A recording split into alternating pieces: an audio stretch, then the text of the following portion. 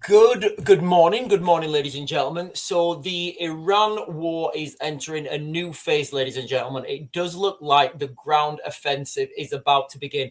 Also, there's been a chemical weapons warning from the World Health Organization.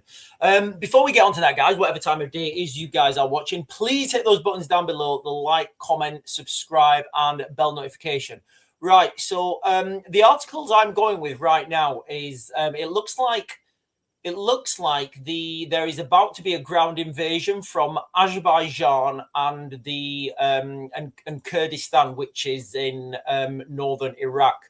So if you're just joining, guys, it does look like the ground offensive is about to begin in the Iran war.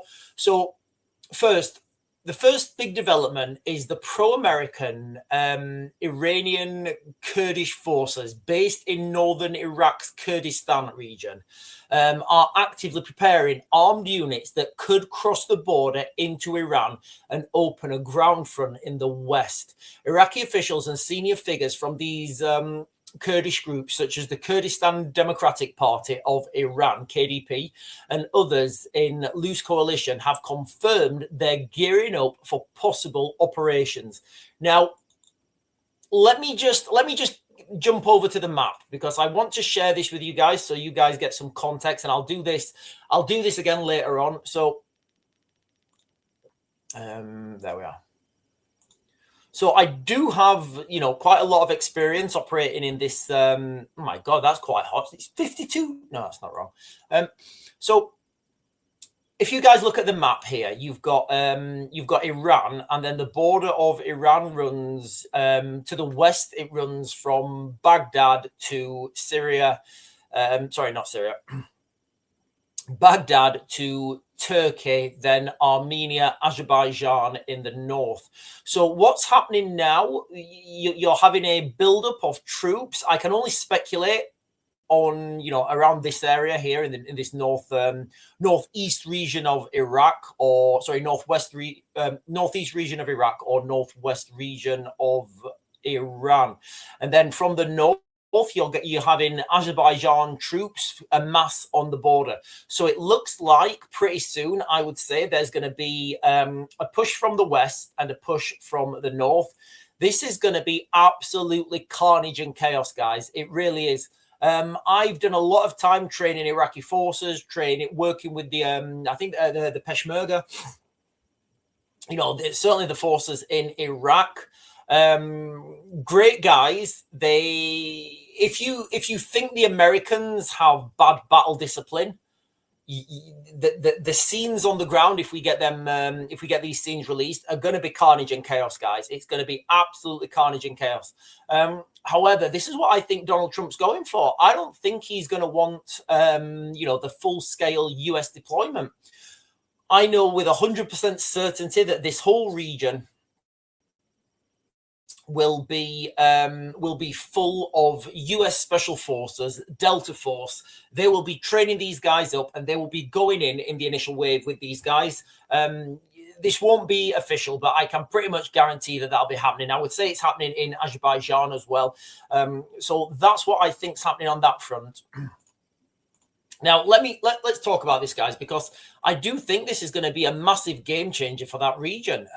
Reports from CNN, Reuters, and other, indicate that thousands of fighters have already begun moving into the position, with some sources say that limited ground incursions started as early as Monday or Tuesday. So this could have already started. There's lots of conflicting reports on what's actually happening on the ground. So I'll try and give you guys as broad analysis as I can. Now, this isn't happening in a vacuum. The CIA has quietly been providing small arms to the Iranian Kurdish opposition groups for months, well before Saturday's airstrike, as part of covert efforts to destabilize the regime in Tehran. According to people familiar with the program, discussions between US officials, Kurdish leaders in Erbil, and even direct outreach from the president himself The goal, sources say, is to pressure the Iranian security forces to disperse across the country and potentially spark wider unrest or internal uprising while the bombing campaign hammers them from the air. And look, it's as far as tactics and strategy goes, it's a fair move from the United States. But here's the White House line. The press secretary in the White House, in a briefing yesterday, flatly denied any such plan. She called reports that the President Trump had agreed to Kurdish forces launching an insurgency are completely false, and said they should not be written. She emphasized the campaign's three core aims: destroying Iran's munitions industry, the Navy, nothing more. Nothing about regime challenge or proxies on the ground. Now, I don't think Caroline will be briefed in on this, and I think a very limited amount of people would actually know this. And what they will say is they'll say, "Oh, look, do you know what? The Kurdish fighters, they just went on their own. They just just said, do you know what? We're going to have a bit of this, Iran." So that's what I think, going to happen, and the Americans will claim absolute denial. They will have absolute plausible deniability. American officials are said to be debating the pros and cons internally. A Kurdish incursion could weaken Iran further, but risk pulling Iraq deeper into the war, provoking Iranian retaliation against Kurdish areas in Iraq, or completely destroying further US air bases in that region. Now, speaking of neighbors being pulled in, you've got the aspect from the north. So you've got Azerbaijan. They've now placed their entire military and security apparatus on high combat alert. According to independent sources, there's lots of media outlets reporting on this. The Ministry of Defense and state borders and everybody basically in Azerbaijan is on high alert, and they are amassing troops on the Azerbaijani southern border, or as the Iranians would call it, the Iranian northern border. The pattern is clear. What began as airstrikes on Iranian leadership and military sites is now threatening to become a multi-fronted regional war. Kurdish forces from the west, Azerbaijan forces from the north, and I would speculate you're probably going to see some Saudi Arabian forces come from the south. That's the reality of the situation on the ground in Iran right now. It does look like the ground offensive is about to start, and there's also an emergency warning from the World Health Organization of emergency supplies for nuclear or chemical attacks have been distributed over the Middle East. Honestly, like this, I don't think the Iranians have started to use their their high-end stuff yet. Right, ladies and gentlemen, listen. That's what we're talking about this morning. I'm gonna jump onto the chat. But what I'll say with the chat, it's getting quite wild now. It's getting very difficult to go with. So this evening, 8 o'clock, we're gonna try a members-only chat. Craig Mawson is saying, Sean, I've got a question about the go on, what's your question about the immigration in the United Kingdom? Well, it turns out you get £40,000 now. If you're an illegal immigrant in the United Kingdom or an asylum seeker and you want to go home, the government give you 40 grand. Just fair. Very, very, very, very fair of the government.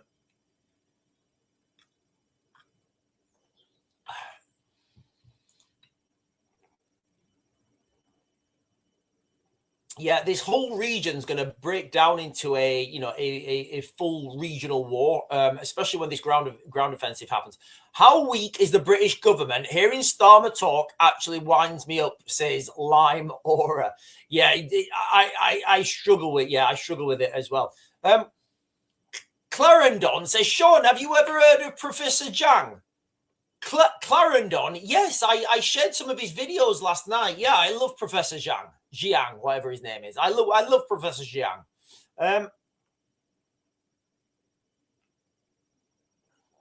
Sharon Owen is saying good morning to you, Sharon Owen. some of the greed don't talk about content more their family and chat between each other, which doesn't make sense. Swap numbers typically. Yeah. What does the greed mean? I'm going to look around and see anything's on. I will check back later. Right, let me jump down. Sean, you was right about the division, and Simon Lees is saying, Sean, you was right about the division between America and the UK has begun. All set up for the UK to take the lead in Ukraine. It's going to be crazy. Yeah, listen, I mean, everybody's talking right now about what's happening in the Middle East because, you know, it's quite bad. Let's not forget that very soon, with like this year, there's going to be a huge push. Everybody's going to be focused on Ukraine again. The Russians will make a big land grab. The Russians will push forwards, and then, oh no, it's a good job Britain didn't commit everything into the Middle East because we have to go and fight the Russians now in Ukraine or Poland or Finland or somewhere. So yeah, exactly. That is exactly what's happening. And this, like, can you guys remember when I was doing the videos with a different camera and I was in the cellar and there was like a whining noise in the background and I was saying, listen, you're going to see this divergence between the United Kingdom and the United States. That's all fake. It's all pomp. It's all pageantry.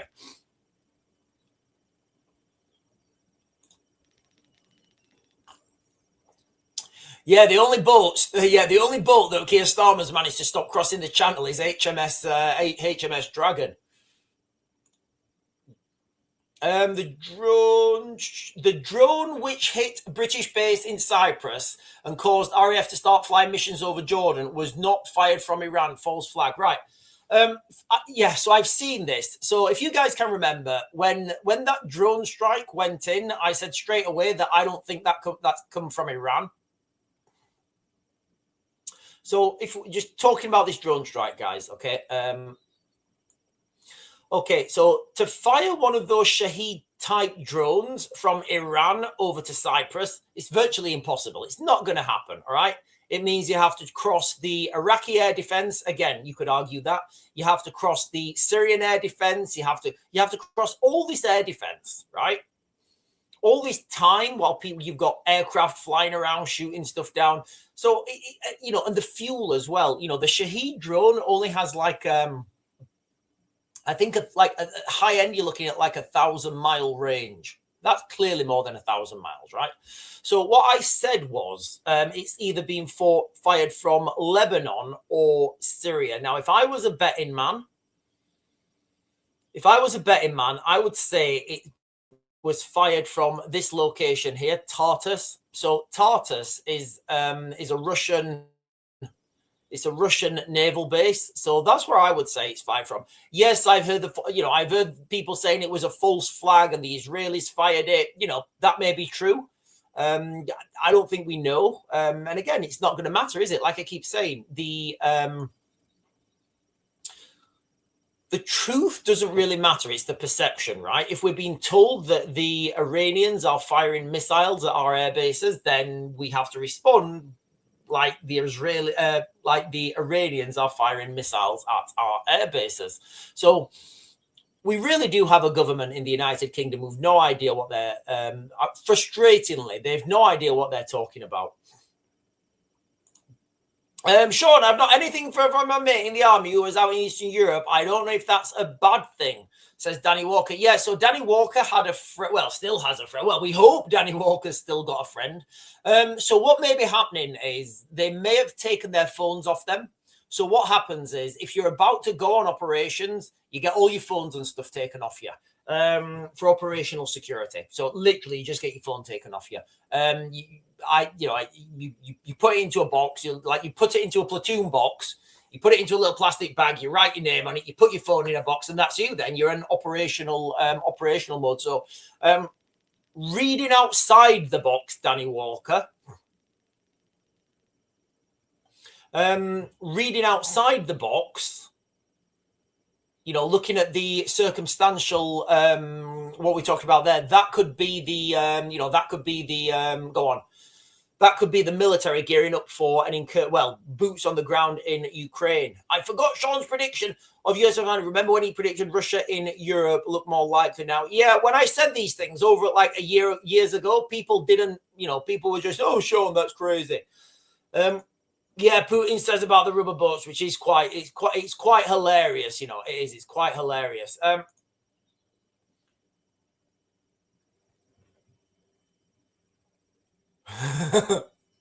James Brooke is saying, Sean, the UK government sent the first rescue flight to Oman. Passengers started boarding on Windows for 12 on Windows 11, 2 hours. I don't know what that means. And disembarked. The plane had broken down. So, Sean, can you see immigrants going around with bombs? Yes, I am. Oh, on the streets instead of knives. Yes, I can. I can see, yeah, both. I believe both are true, and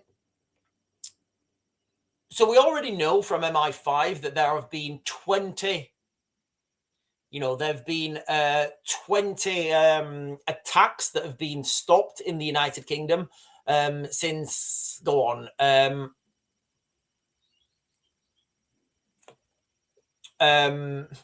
20 attacks in the United Kingdom that have been stopped by security services since 2022.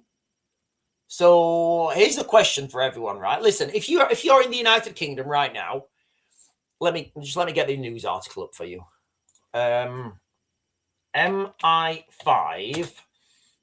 20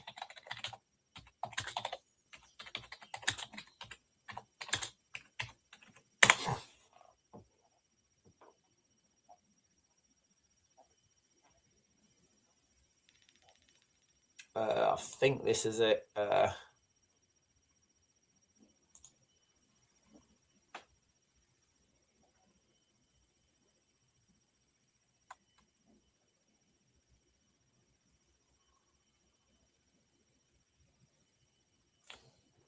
Yeah, 19. Sorry. So, okay. So the question here is, Sean, can you see? Well, let's remove the word immigrants, all right? Because I do think that is like, it may, there's a lot of people, and they probably won't, it could be a whole host of, people. But Sean, can you see people going around with bombs on the streets of the UK instead of knives? Well, don't take it from me. Let's see what the head of MI5 has to say. So this is him, Director General Sir Ken McCallum gives threat update. This was on the 16th of October, 2025. You guys can see that there. Now, the article goes on, but I just want to scroll down here to this bit. Since the start of 2020, MI5 and the police have disrupted 19 late-stage attack plots, and we've intervened in many hundreds of developing threats. Think about that, guys. Late-stage attack plots. That means, they were,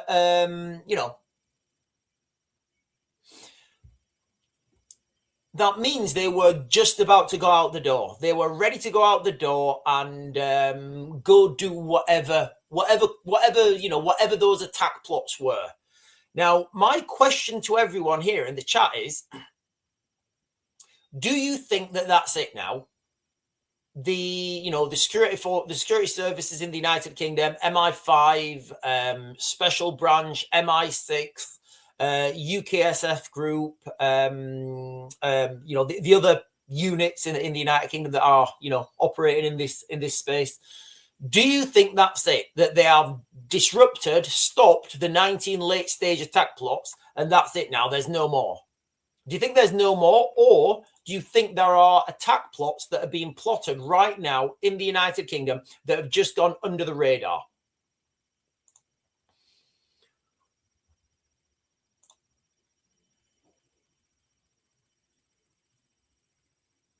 Oh, hang on a minute. Has Azerbaijan been attacked?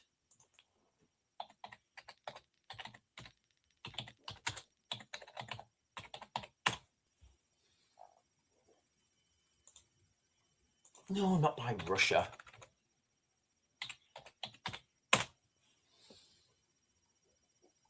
Okay, so 2 hours ago, Azerbaijan says 2 people have been attacked. 2 people have been killed with Iranian drones.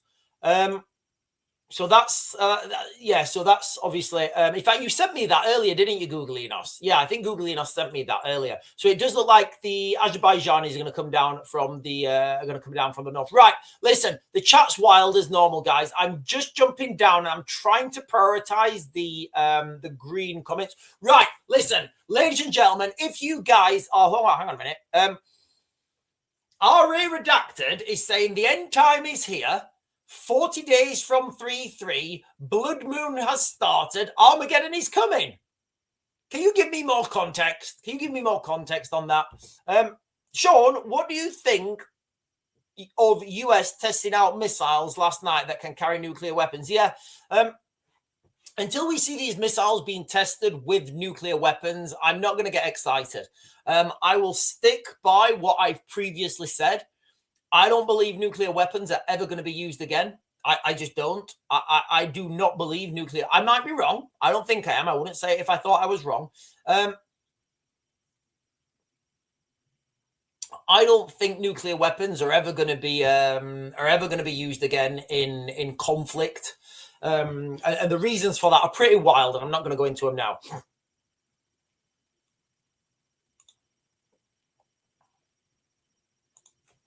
And the Italian Prime Minister says Italy plans to send air defense assistance to Gulf amid Iranian attacks, joining the UK, France, and Germany in support. Well, the United Kingdom hasn't really sent anything, right? She hasn't really sent anything. Sorry, the United Kingdom. Keir Starmer's not really sent anything to, it's embarrassing. Right, listen, ladies and gentlemen, if you guys are joining for the first time, let me run through this again, because the information that we are getting now from the Middle East is absolutely bonkers. It does look like the ground offensive is either about to begin or it has already begun. There are conflicting reports, so I don't know what to believe. We are hearing that either the Iranian, the Kurdish, have either made limited incursions into Iran from the north, or they have not, or they're just massing on the border. Also, from the Azerbaijan border, the Azerbaijanis are amassing troops and sending everything down to that border as well. Remember, this is the new phase of warfare. This is the new direction of warfare. Everybody denies. Then it happens. Then they mitigate. Then they push. Nothing's happening. Nothing to see here. It's slowly. It's little by little. I don't think there's ever going to be the situation where anyone stands up anymore and declares war on another country. I just don't think that's on the cards. Also, there's a chemical. So let me share this with you guys. So there's a chemical weapons threat in the Middle East as well. Let me throw this out there. Emergency supplies for nuclear or chemical attack distributed across the Middle East, says the World Health Organization. And this is something that Google Enos sent to me earlier. So with that, I think they're emphasizing on the chemical.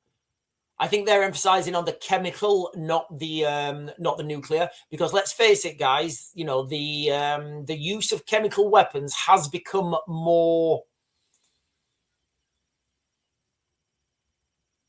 It has become more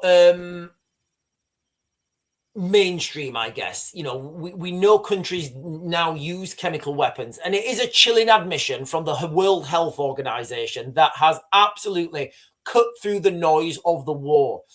What I believe right now, listen, and this is just me thinking tactically.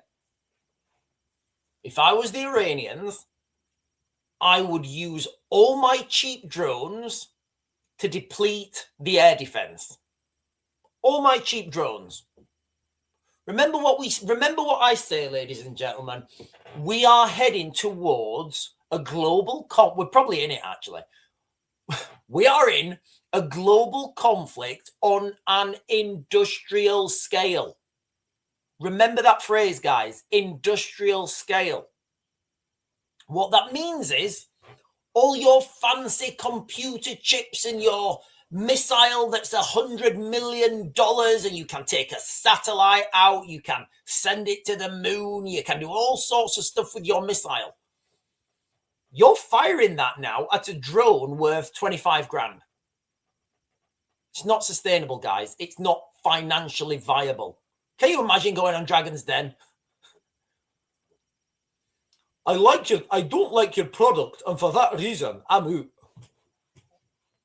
So this is where we are right now, and this is what I am going to write a last batch of letters today to the government. I'm going to write a last batch of letters to the government. And then I think if they don't respond, I think I'm just going to release everything to you guys, or I might go to the, I don't want to go to the press. I don't know what I should do, guys, but I've been warning about this, as you guys know, since 2014. I've been telling the government what they need. I've been sending proposals. I've been sending low cost systems that can really take down these, that can really take down drones. And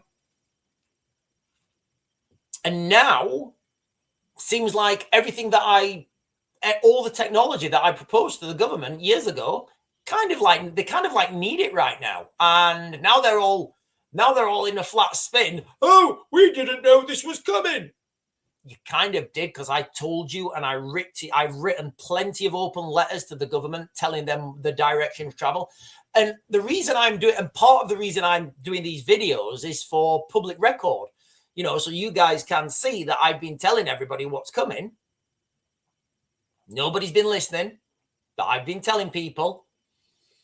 And ultimately, private soldiers on the front line are going to pay for this incompetence in blood.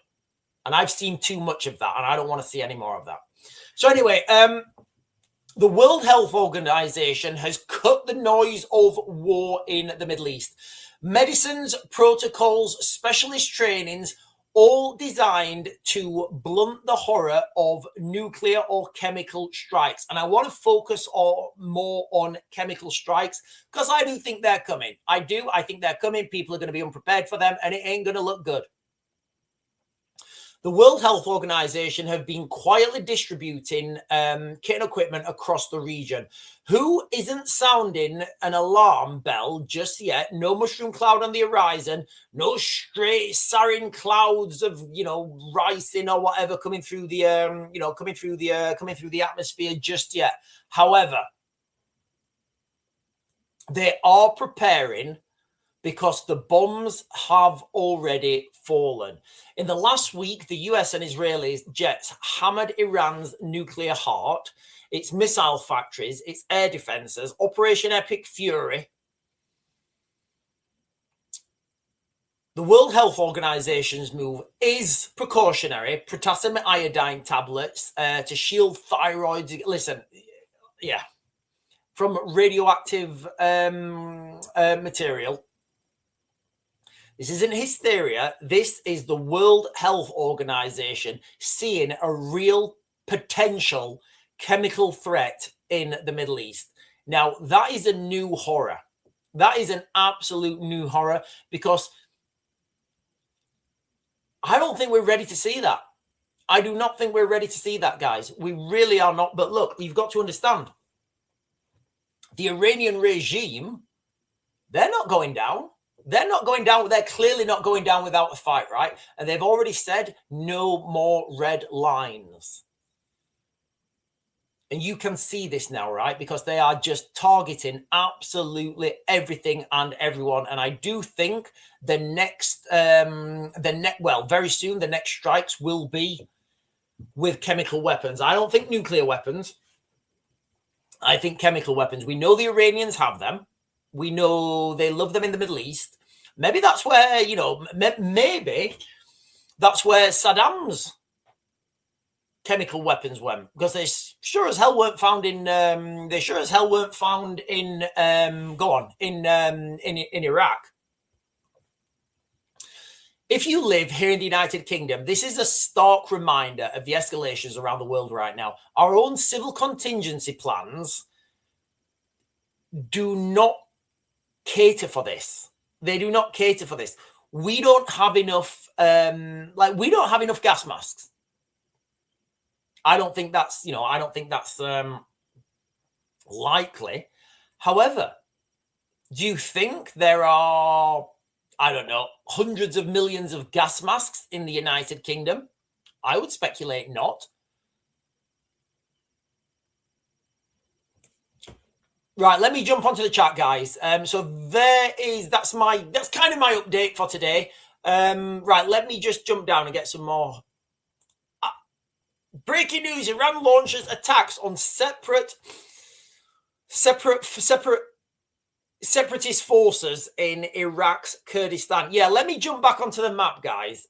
So I'll tell you what I know about this region, because I've spent a little bit of time there. So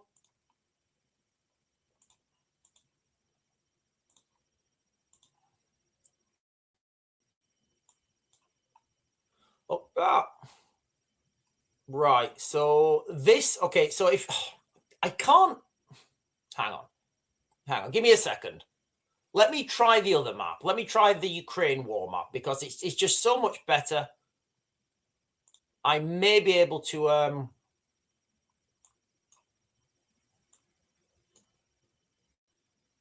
right, okay. I think I can use this. Yeah, okay. Right, I think I can use this one. I think. Give me a second. Oh, wait, I think I got. Right, every time I scroll down, it pixelates. Right, Blinska.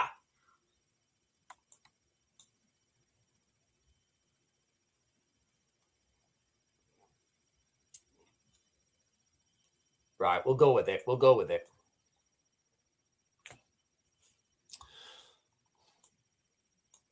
Right, okay. So what I'm going to do now, I'm going to switch to this map, because it's easier for me to use. And so this is the Ukraine war map. So let's not worry about the Ukrainian bit for now. So for those of you guys who don't know, let's use this. So you've got Azerbaijan here. So this would be Azerbaijan. And then let's do the Iraq border in blue. So you've got the Iraq border in blue. So, and then you've got and then you've got Iran in green. So this is Iran here.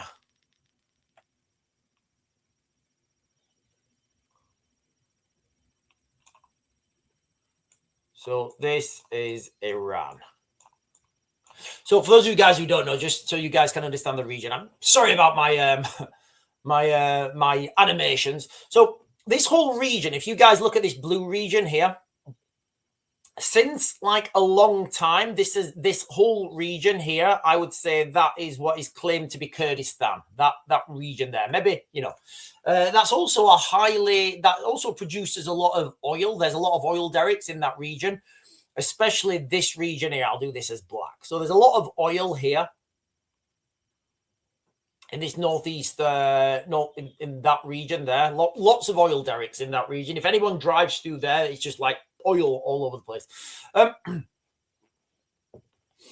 Now, the American and British special forces were operating in this region here, in this blue region, for quite a while, since at least 2016, 17, 18, 19, you know, maybe they're still operating there now. I don't know. So that whole region, US and British special forces have been operated. I mean, like the type of special forces that go in there, embed themselves with the locals, train the locals up, bring them up to standards, and then, you know, push those, push them forwards through to combat operations. So that is who I feel will be going over this border. Now, we've heard some reports that there's already been limited military incursions by these by the Kurds from this region.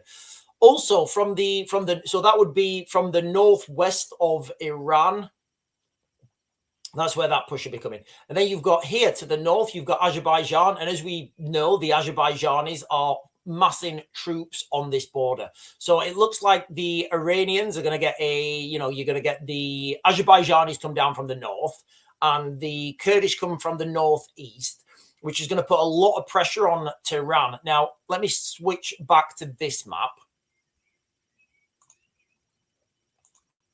The reason I'm switching back to this map is that other one doesn't go any further down.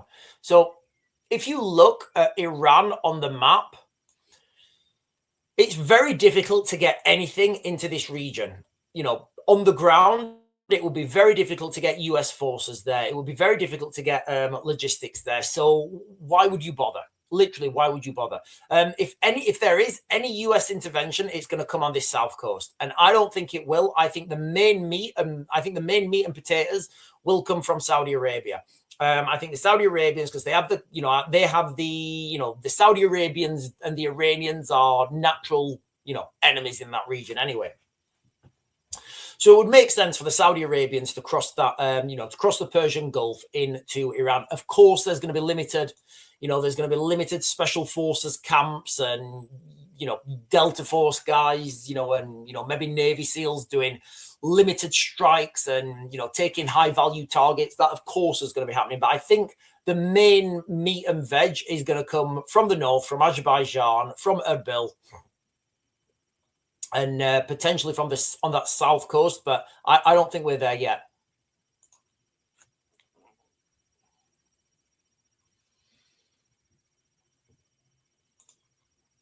Spain, Googleinos is saying Spain is sending a frigate, the Christopher Columbus, to Cyprus. Isn't it embarrassing, right? Isn't it embarrassing that all the other countries are like having? It's like they're having a whip round.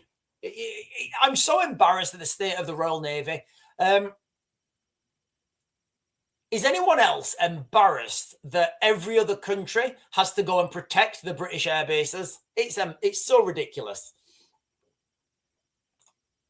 Azerbaijan is preparing the necessary retaliatory measures to protect territorial integrity and sovereignty of our country and ensure the safety of civilian infrastructure.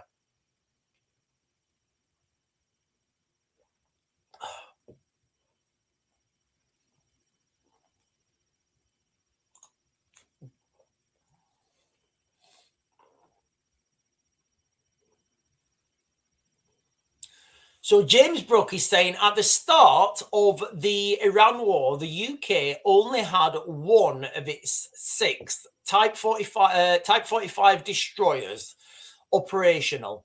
I believe HMS Dragon is being armed now and will be in the Mediterranean a week next Tuesday. It's so embarrassing, guys. They're going to be firing. Remember, they're going to be firing. Let me just share this with you.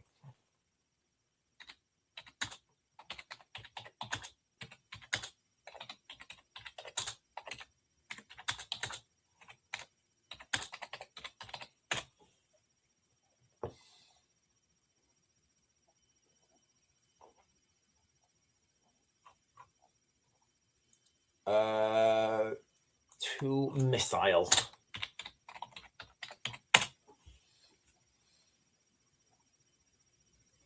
So this is when I talk to you guys about defense spending, this is a perfect example, right?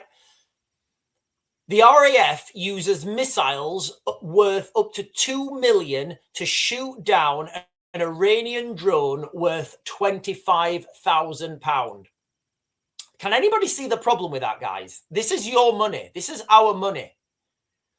The RAF has come under fire after using air-to-air missiles worth up to £2 million to shoot down an Iranian drone worth just £25,000. Now, I don't think that's the whole story. So if they used missiles up to 2 million to shoot down an Iranian drone, worth 25 grand. The F-35 Lightning, that costs... So the F-35 Lightning, to keep that in the air, that's £35,000 an hour. You guys can see where we're going, right? You guys, so who's laughing really? Who's the joke on really? And this is so frustrating to me because ultimately, we're going to run out of stuff. I keep saying global conflict on an industrial scale. If the RAF are spending £2 million to shoot down £25,000 worth of equipment, it's not sustainable. Who's winning that game? If your drones are coming towards each other, and this is what people don't understand about drone warfare, it's a war it's an industrial scale. Cheap drone, right? 2 million missile. Shoo, okay, send another cheap drone. 2 million missile. Whoo, send another cheap drone. 2 million missile. Send another cheap drone. 2 million missile. How many of these cheap drones you got? Oh, we're literally just we've got like more or less an infinite supply. How many £2 million missiles do you think there is? Yeah, you guys can see where I'm going, right? It's unbelievable. And you see these things on in the government saying, we need to increase defense spending. No, you need to increase defense procurement. And those two things are not the same. You need to, it's not feasible to continue like this, guys. And especially as my Brucey bonus for the day, if you live in the United Kingdom right now and you're paying tax, guess what? Illegal migrants are being given £40,000 to leave the United Kingdom. Now, I can't even fathom that. I struggle to even fathom that. So what I think is happening with this drone warfare is the Iranians are just absolutely pounding pounding these air defenses. People are depleting the air defenses, and then they're going to use the good stuff. Look at Turkey and Slovakia. Zelensky is attacking the European Union and NATO member countries' infrastructure, and the EU NATO is siding with Ukraine, who are neither. Okay, so first of all, Rod, I've not seen that, mate. First of all, I've not seen that. However, I've said many times that NATO is not worth the paper it's written on. It's not worth the paper it's written on. I was sat there a while ago, 2022, right? And I was talking to two very high-ranking ministers, right? Very high-ranking British ministers. If I mentioned their names, you would absolutely know them. And I love them. I've still got them on I still text them often. And I was saying, Putin's he's gonna attack this country, he's gonna attack that country. And they were saying, oh, Sean, that would be an Article 5 issue. That would be a NATO Article 5 issue. And as long as we've got a NATO sky above us, we're safe. I was like, are you deluded? I said, are you deluded? And we got into this discussion about NATO Article 5, and it fascinated me. And this is why I think I understood that people in power don't know what they're talking about. They have no idea what they're talking about. Zero. I don't even know how they're there. This conspiracy, the conspiracy analyst is saying that's why they did so many thousands of desperate tests, couldn't manage to figure it out. Same with all efforts in unfiled physical... Right, okay, I don't know what that means. I have no idea. Conspiracy analyst, can you put that into context, please? Hertzman is saying they will leave for 40,000 and come back on a rubber dinghy. How many trips do you think you could do in a day? Can you imagine how many trips? Like, you turn up, 40 grand, off you go. Yep, I'm back again. It's me again.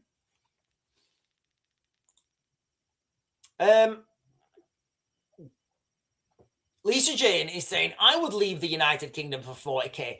Like, I think there's a strong legal argument here for this. Like, why should Failed aside. Let me get this article up. So you guys know what I'm talking about.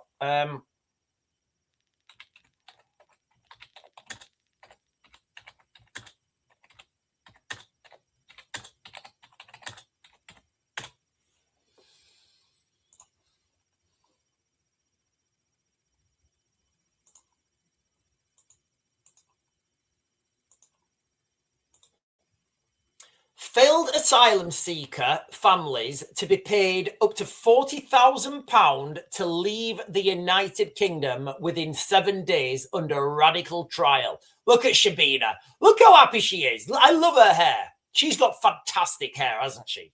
I just want to touch her hair. Yeah, so literally, like, if you live in the United Kingdom right now and you are, if you're struggling, if you're struggling and you're or maybe like we're considering leaving the United Kingdom, like 40 grand would go a long way to, to help us leave the United Kingdom. And like, why not? Why should I not be given £40,000 if I want to leave the United Kingdom? I've paid tax. I've served this country. I've brought a lot of money into this country. Like, I don't just mean I've paid tax. I've brought a lot of foreign money into this country. It's just like, I don't even have words for that. I really don't even have words for that. But as Lisa's saying, does everyone get 40 grand if they want to leave the UK? Medi is saying this is what happens when you hide behind your nuclear skirt. I think you mean the US nuclear. Do you mean the US nuclear skirt?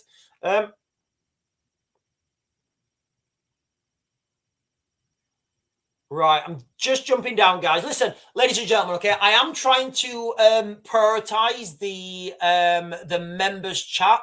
What I'm doing is, because the chat gets so wild and it becomes very difficult for me to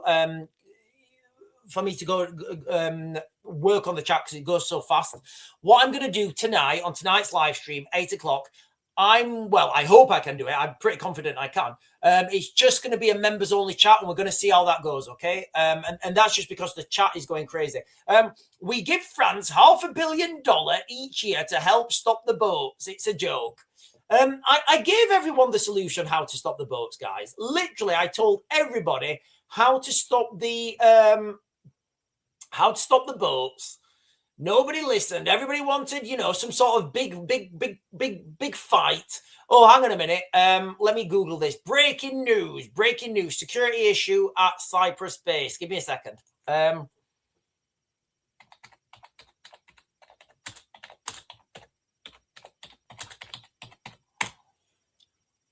Right. 3 minutes ago.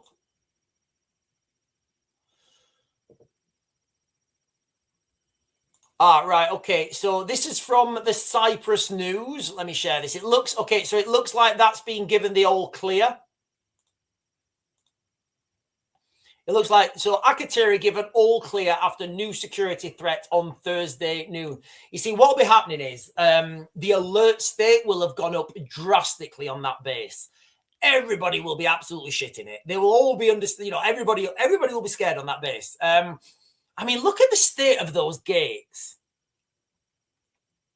That's embarrassing. That is embarrassing.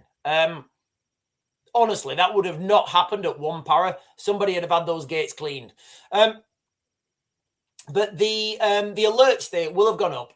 People will be on edge naturally. They'll be worried about people trying to make entry. They'll be worried about people trying to get over on boats. They're worried about shaheeds. They're worried about not intercontinental. They will be worried about ballistic missiles. They'll be worried about hypersonic missiles. But it does look like that's being given the all clear now.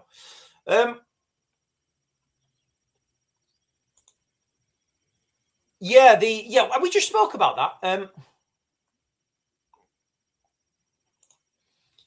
You built the country and you going to have to fight because everywhere is cooked. I agree, Kurtz. Kurtz, you are absolutely right. Everywhere is cooked. It is.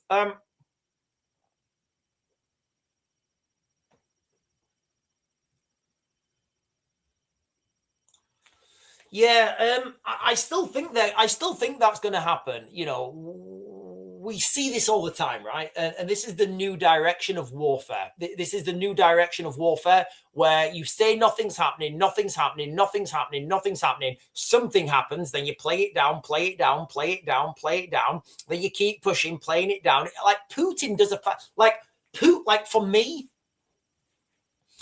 like I first understood how effective this tactic is watching Vladimir Putin. If you guys can remember, back in, what was it, 2014? So 2014, when the Russians annexed Crimea, you know, 2014, the Russians absolutely annexed Crimea. In fact, let me.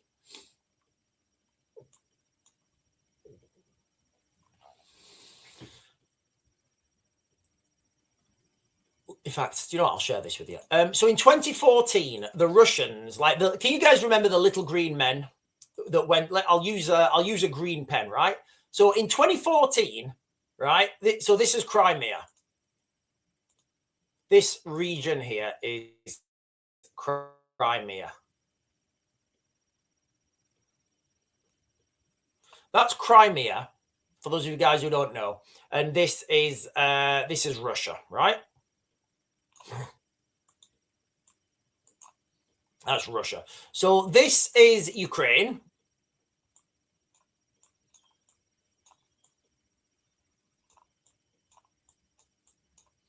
And this is Russia. Or Rus. We'll just call it Rus, right? And in 2014,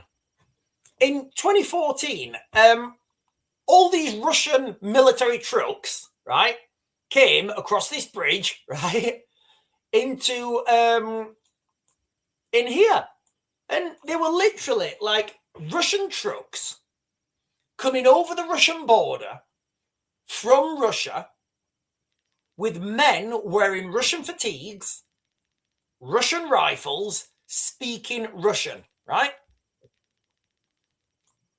And guess what? Putin said, no, nothing to do with us. Absolutely nothing to do with us. Nothing to do with us. It's not us. It's not us. No, no, no. We haven't done that. And I was thinking, like, are people stupid? Are people literally stupid right now? Like, and it was fascinating for me to watch the whole world media. The whole world media. Commentators, you know, it was phenomenal. People all over the world, you know, yeah, the Russians aren't doing this. It's a CIA black operation. I was thinking, do you understand what it takes to get that type of logistics? You can't. No, they're blatantly Russian, and it turns out the people that crossed over from Russia, driving Russian trucks, wearing Russian uniforms with Russian rifles, speaking Russian, turns out they were Russians. 2 years later, we found out. And what I'm getting at here is there's this new method to wage warfare where you deny anything's going to happen. Then when it happens, you play it down. And you just keep playing things down. And that's what we're seeing. I can remember when Donald Trump was getting elected and he was saying he was going to be the president of peace. The president of peace. I was like, no, he's not. He's going to do the big one. I did videos on this. Yeah, Biden, Afghan pullout, equipment heading to the front lines. It does seem like that was planned, right? It seems like that the Biden pullout of the disastrous Biden pullout was all part of a plan to arm the Afghanis to then make the Afghanis fight with the Pakistanis so the Pakistanis can't go and help the Iranians, right? All I say, RA Redacted is saying, all I will say is prepare food, water, first aid now, and gather family when the time comes. Your human instinct will tell you when. Do you know what, RA Redacted? That is probably the best advice you could give. Yeah. Your human instinct will tell you when. It absolutely will. But remember, as long as you're additionally to your human instinct, make sure you have a good hibernate, relocate, evacuate plan, because that will really help you as well. Here in the United Kingdom, I've given you, I said, when did it? I said, yes, was it yesterday at 6 or maybe the day before? I think yesterday at 6. The 3rd, I don't even know what day we're on. I said to everybody, listen, ladies and gentlemen, make sure you've got your stuff in order by the 3rd at 6 o'clock, because I say all bets are off, and that is the earliest time I believe that you could see a potential sleeper cell attack on the United Kingdom. Sean, get the latest on Sky News now. Right, what is it? Right, let me what's going on? Sky News latest. Are we talking about live updates? Sky News live.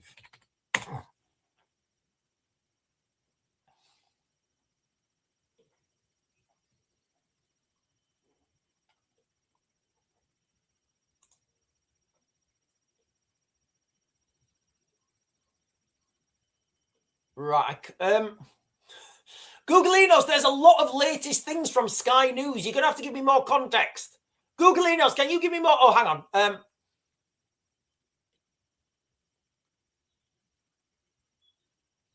Right, okay. All right, that'll be easy. It's fine.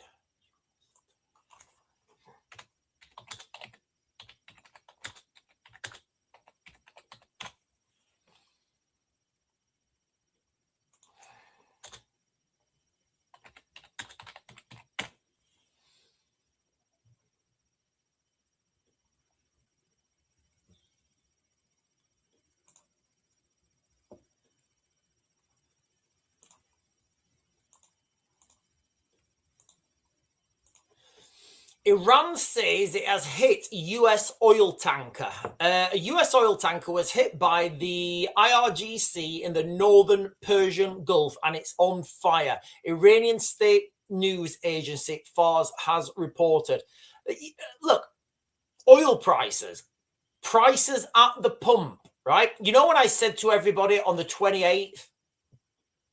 On the 28th, I said to everybody, go out and get as much diesel and petrol as you can right now. Like, go out and get it, because that price is only going north. And then the price went up and everybody was like, oh, you know what? I didn't go out and I didn't get it. Well, guess what? It's still going to go up, guys. I would say we are looking at prices north of £2 a litre. So you can go and get it now, or you can, or you can pay later for it. It's entirely up to you. You're grown men. Right, let me just get the, hang on.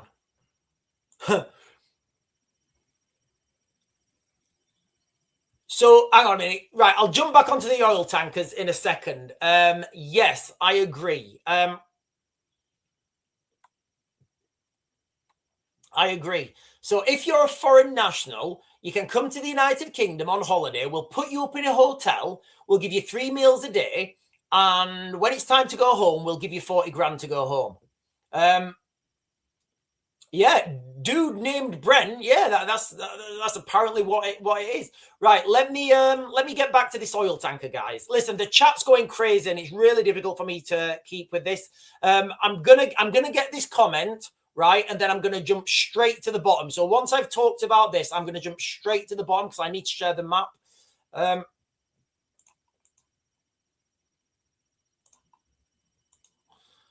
So this region, right? This region here, right? This is the Strait of Hormuz. Now, the United States have said that they will. In fact, you know what? Actually, I've got this. Give me a second. I've actually got this up here.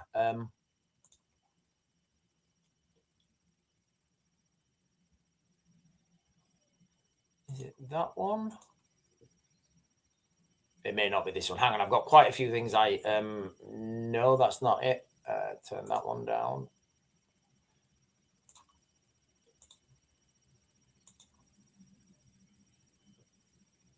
Sorry, guys. I'm just trying to find a. There we are. Right, I've got that. So what I'll do there is, right.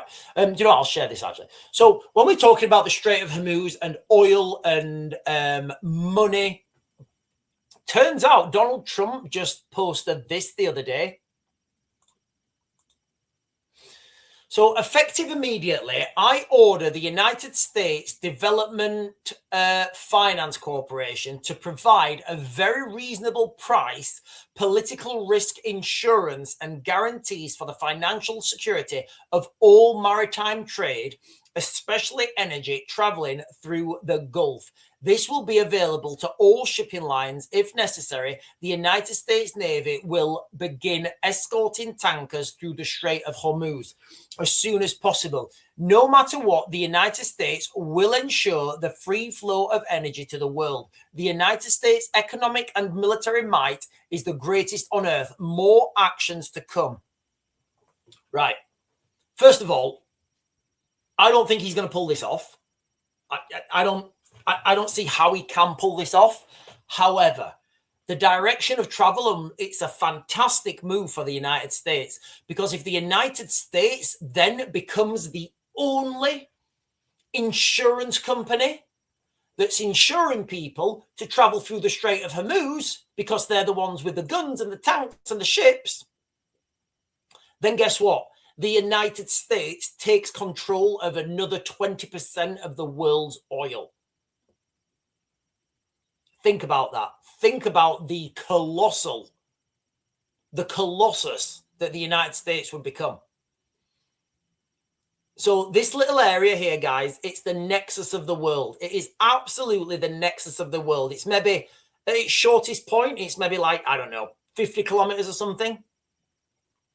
Obviously, for those of you guys who don't know, 20% of the world's oil transits through that location. And another key location is this little thing here. This is called Karg Island or Kargigi Island, depending on what your...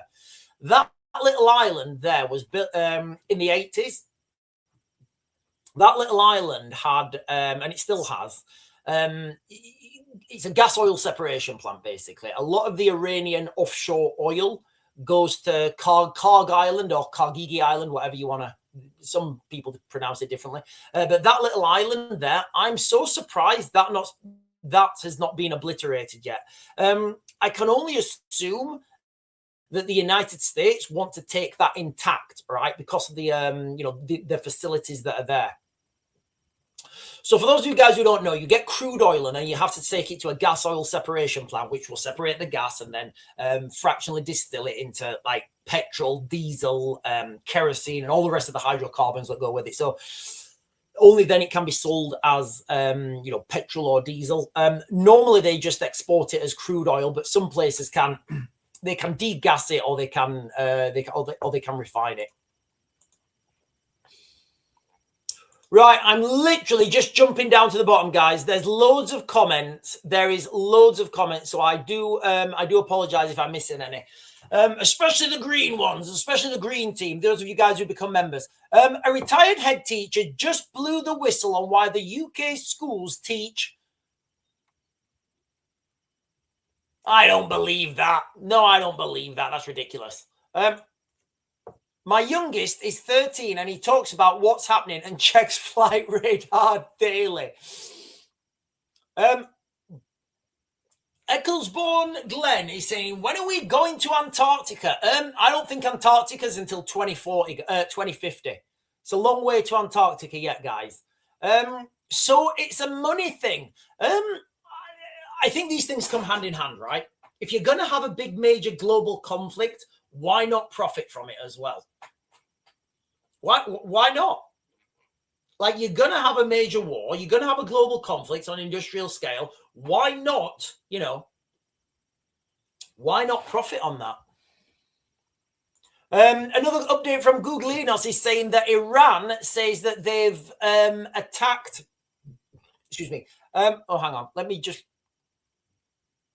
Googlinos says that Iran are claiming that they have attacked a US oil tanker. Is this another one? Is this another one that they've attacked? I can't keep up. I absolutely can't keep up. Anyway, right, listen, jumping back to the oil tankers just real quick. Jumping back to the oil tankers,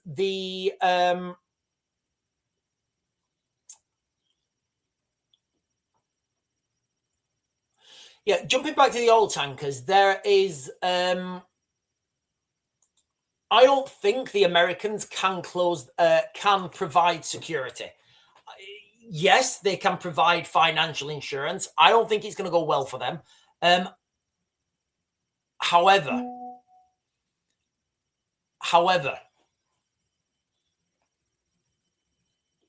if they can do it for a little bit of time now, what I'm getting at here is, right, it's going to be very difficult for the Americans to stop ships sinking in the Strait of Hormuz. The proximity, it's going to be very difficult. Unless you can clear that whole region for a couple 100 miles, and then that would limit the Iranians having to, having that freedom of movement. If they can do that initially for a week or so, start insuring people to move through, then guess what? They become the only game in town. And when you're the only game in town, you control that supply. Like, it's a phenomenal move from the United. This is like Donald Trump is empire building now, guys. Be under no illusion. Donald Trump is empire building. And this is what you can do. When you've got the world's biggest air force, when you've got the world's second biggest air force also. I don't know if you guys know that, but the United States have the world's biggest air force. The United States Air Force is the biggest in the world. And the second biggest air force in the world is the United States Navy. Yep, that's the reality, guys, okay? The United States Navy is the second biggest air force in the world. They have the biggest Navy. You can pretty much do whatever you want. You can pretty much do whatever you want. Right. Some breaking news from Al Jazeera. So let me just go. I've got a few updates from the last couple of minutes. NATO chief, Iran is close to becoming a threat to Europe. NATO Secretary Mark Rutte has said that that Iran was close to becoming a threat to Europe and expressed support for Donald Trump taking out Tehran's nuclear missiles. Some pictures. Iran says it has attacked yeah, we spoke about that. US oil tanker in the Gulf. I don't know what Gulf they're talking about. The Arabian Gulf, the Persian Gulf, the Gulf of Oman. Lots of Gulfs out there, guys. Jumping down. Oil, yeah, more oil tankers. There's a lot of oil tankers are being there is a lot of oil tankers that are being attacked. Really difficult to keep up with what's happening. Russia says Iran has not asked it to supply arms. Okay, so right. Okay, so remember what we said about the Russians. So mainstream media, Russia says Iran has not asked it to supply arms. Kremlin spokesperson Dmitry Peskov has said Russia has not received a request from Iran to send it weapons during the ongoing war. Asked by a reporter whether Moscow plans to offer material support to Iran, Peskov says, in this case, there were no requests from Iran to send positions of weapons, and there have been no changes in this regard. So, Remember the what you've got to understand what these Russians are talking about, right? Okay, so Iran may have not asked for the supply because guess what? That contract will probably already be in place and they don't need to ask because it gets sent anyway. So the statement is true. Iran has not asked Russia to supply arms, but Russia may or may not, I would say they are, still be supplying arms, and the statement is true. You see how that works, guys? So this goes back to what I was saying earlier when when Putin was saying we have no regular forces in Crimea. Do you have any special forces? I would like to not answer this question. Next, send that man to Gulag. Right, I'm just jumping down. Yeah, right. I'm going to start to close this down now, guys. I'll be back on later this afternoon. I'll be back on later this afternoon. I had loads of work to do yesterday. I had to mow the lawn. I had to start the lawnmower. And to start the lawnmower, I had to start my truck. Starting my truck, I need to get the battery pack on it. It was just an absolute faff. If the USS Abraham Lincoln and their others are sunk. America are weakened. Iran destroying an American harbor has weakened its ballistic missile ship as they can't rearm and will need to travel 3 days. This whole, yeah, the Iranians are not stupid, guys. The Iranians are not stupid. They know exactly what they're doing. They will have Russians, you know, Russians there as, go on. They will have Russians there as advisors saying what's happening. Sean, have you seen the video of X? Yes, I have. So there's this video on X saying, well, it's not on X, it's all over social media. The kids, warning kids about sharing memes online. It's ridiculous.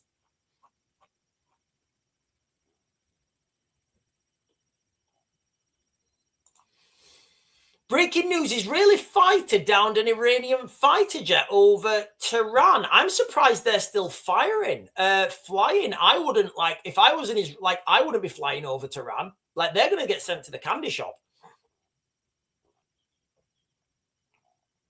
Wow. So Google Enos is saying this war could last until September. So, right, listen, ladies and gentlemen, you know when I said, when everybody was saying this is going to be over in a couple of days? Ain't going nowhere, ladies and gentlemen. So the breaking news of the hour, guys. Let me just give you guys a quick recap. Remember, tonight on the live stream, so 8 o'clock tonight, it's going to be members only. All right. It is going to be members only tonight, guys. And the reason I'm doing that is just the chat is going so quick. I don't know what's, I'm struggling to keep up with it, guys. And there's lots of them. Anyway, so the Iran war, it does look like the ground offensive is due to begin. Now, this looks like it's going to come down from Azerbaijan and to the north, and Iraq from the northwest with the Kurdish forces. Also, there's been a chemical weapons alert from the World Health Organization, and they have been issuing equipment to deal with chemical weapons all across the Middle East. It does look like it's going crazy, guys. It doesn't look like things are going down.